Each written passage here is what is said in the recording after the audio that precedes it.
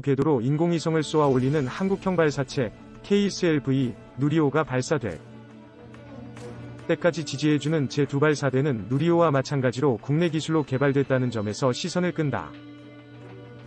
1일 전남 고흥 나로우주센터에서 처음으로 언론에 공개된 제2발사대는 누리호 발사를 위해 새로 구축됐다.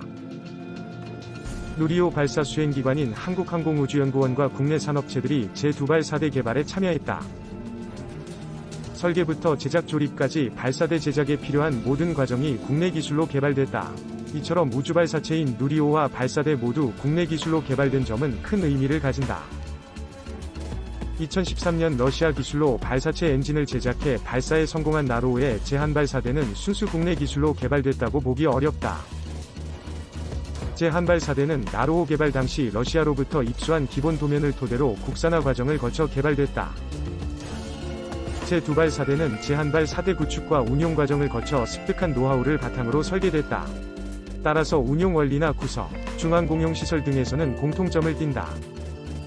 그러나 제2발사대는 우선 규모 면에서 제1발사대와 다르다. 제1발사대보다 1.5배 정도 크다. 건축 연면적은 제2발사대가 6,000m로 3,300제곱미터인 한발사대보다 2배가량 크다. 발사체 연소 시작 후 이륙 시점까지 연소 후류 냉각을 위해 분사되는 냉각수의 유량도 2배가량 많다. 제2발사대는 초당 1.8TW 유량을, 제1발사대는 초당 0.9TW 유량을 보유했다. 제1발사대와 제2발사대의 가장 큰 차이점은 엄빌리칼 타워의 유무다.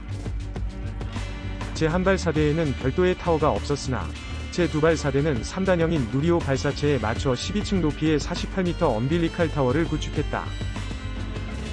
영어로 탯줄을 의미하는 엄빌리컬 타워는 산모가 태아에게 산소 등 영양소를 공급하는 것처럼 발사체의 추진제와 가스류 등 연료를 공급하기 위해 설치된 지상 구조물이다. 이날 오전 나로우주센터 발사체 종합조립동에서 이송된 누리호 인증 모델 QM은 제2발사대에 세워진 뒤 오후 엄빌리칼 타워에 연결됐다. 7월 초까지 발사대의 성능을 검증하는 발사대 인증시험이 마무리되면 누리호 QM은 다시 연구동에 보관된다. 이제 남은 단계는 누리호 발사뿐이다.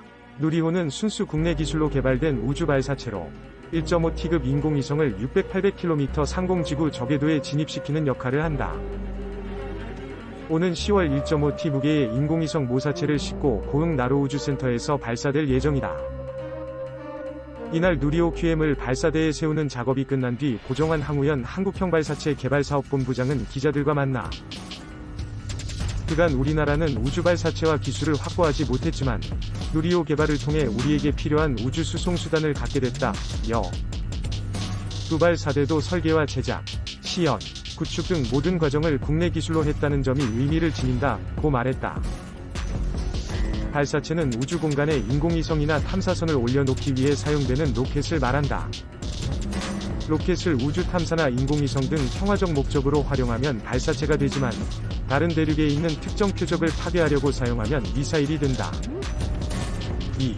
스타워즈 시대 성큼 중일 펄펄 나는데 한 혼자 개걸음. 토파보기란 샅샅이 더듬어 뒤지면서 찾아본다 는 순우리말입니다. 한중일 토파보기는 동북아에서 일어나는 굵직한 이슈부터 소소한 소식까지 살펴보는 코너입니다.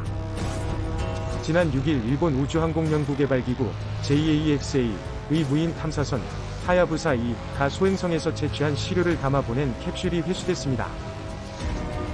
니케이 등 현지 언론들은 일본이 세계 최초로 소행성 인공구덩이 형성, 소형 로봇의 소행성 이동 탐사, 오차 60cm 위 정밀도가 요구되는 지점 착륙 등등 총 7가지의 성과를 달성했다며 연일 대저특필했습니다. 일본은 이번 시료 확보가 태양계 형성과 생명체 탄생의 비밀을 풀거나 소행성 탐사의 가치를 가늠하는 열쇠가 될 가능성을 기대하고 있습니다. 같은 날 중국 국가항천국 CNSA은 무인달 탐사선 창어, 항아 5호가 달 표면에서 암석 2kg을 채취한 뒤 달 궤도에서 귀환선과 성공적으로 도킹했다고 밝혔습니다. 창어 5호는 지난 1일 달 북서부 평원지대인 폭풍우의 바다에 착륙해 표본을 모으고 진공 포장 작업을 마친 것으로 전해졌습니다. 비완선은 이달 중순 중국 땅에 도착할 것으로 예상되는데, 임무를 완수하면 중국은 미국과 구소련에 이어 세계에서 세 번째로 달 암석 채취에 성공한 나라가 됩니다. 민간 기업 우주 진출, 뉴스페이스, 시대 본격화 우주 산업은 현 시대 최첨단 기술이 집약된 분야이고 본격 진출이 이제 시작되는 만큼 무한 확장 가능성이 있는 분야입니다. 20세기 냉전 시대 우주 개발이 당시 미국 소련 중심의 국가 주도로 진행돼 왔다면 21세기는 스페이스X, 블루오리진 등 민간 기업들의 상업적 진출이 급증하며 빠르게 사업화하는 모습을 보이고 있습니다.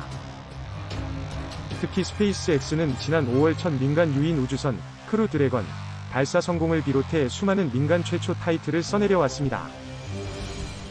또한 재사용 로켓 등 경제적인 의성 발사로 수천 개의 의성을 띄워 전 지구적 초고속 인터넷 연결망을 구축하고 수백억 달러의 천문학적 수익을 내려는 스타링크 프로젝트도 추진 중입니다. 이에 과거와 다른 새로운 우주 시대가 열린다는 의미에서 뉴스페이스 시대라는 말도 생겨났습니다. 일본에서 떠들썩한 하야부사 2위 개발과 제작에도 NEC, IHI 에어로스페이스 등 300여 개에 달하는 민간 기업들이 참여한 것으로 알려졌습니다. 중국은 과거 우주산업을 정부산업으로 분류해 민간 기업의 우주산업 진출을 전면 금지했지만 2015년 이후 중국 제조 2025 발표와 함께 민간에도 로켓 개발 등을 허가했습니다. 이후 민간 분야에서 관련 투자가 폭발적으로 증가하며 2020년 현재 이미 100개사가 넘는 민간 기업이 생겨난 것으로 전해졌습니다. 위성 확대 우주군 창설, 우주 패권 경쟁 확산. 그런데 우주 탐사와 개발 확대에 발맞춰 우주 공간의 군사적 중요성 역시 날로 커지고 있습니다. 역사적으로 새로운 영역과 기술 개발은 어김없이 군사 부문으로 파급 적용됐는데 우주도 예외일 순 없습니다. 미국 국방정보국 DIA는 우주는 미국 번영의 기본으로 그 중요성이 점점 커지고 있다고 강조하기도 했습니다.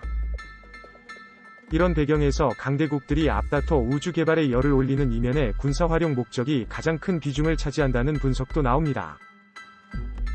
이들 중에는 우방인 미국 외에도 중국과 일본 등 한국과 이해관계가 첨예하게 엇갈리기 쉬운 주변국들이 있습니다. 특히 현대전은 정보 획득이 승패를 가른다는 점에서 각국은 위성 능력 제고에 공을 들여왔습니다.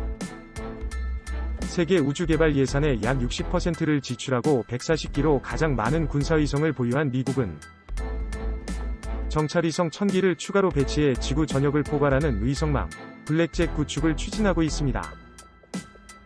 총 117기로 현재 세계에서 두 번째로 많은 군사위성을 운용 중인 중국도 2018년 이후 로켓 발사 횟수로는 미국을 제치고 3년 연속 1위를 차지할 만큼 위성 기술 개발에 몰두하고 있죠.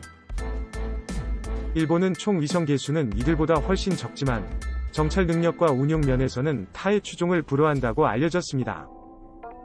이번 하야부사 2위 성과도 결과적으로 일본이 자국 위성 기술력을 세계에 과시하는 셈이 됐습니다. 현재 군위성 기술은 정보 수집, 타국의 위성 감시 추적 시스템 운영에서 더 나아가 상대국 위성을 교란하거나 파괴하는 킬러 위성 등 무기 체계 개발로 확대되고 있습니다. 우주군 창설 움직임도 눈길을 끄는 대목입니다. 미국은 중국의 위협을 거론하며 지난해 72년 만에 육해공군 등에 이은 6번째 병과,로 우주군 창설을 발표했는데 이후 프랑스, 영국 등도 속속 우주군 창설을 천명해왔습니다. 중국은 현재 공식적으로 우주군이란 명칭의 부대는 없지만 이미 2016년 육해공 인민해방군과 동급의 전략지원군을 만들고 사령부를 독립 출범시켜 우주작전 임무를 수행하도록 해왔습니다. 일본도 올해 5월 자위대 산하의 우주감시 임무를 담당하는 우주작전대를 만든 데 이어 자위대 창설 이래 처음으로 항공자위대 명칭을 항공우주자위대로 바꾸려 하고 있습니다. 우주몽, 내세우며 우주굴기, 독자 GPS 도 완성. 미중 무역전쟁처럼 우주경쟁 격화의 전면에는 궤도로 인공위성을 쏘아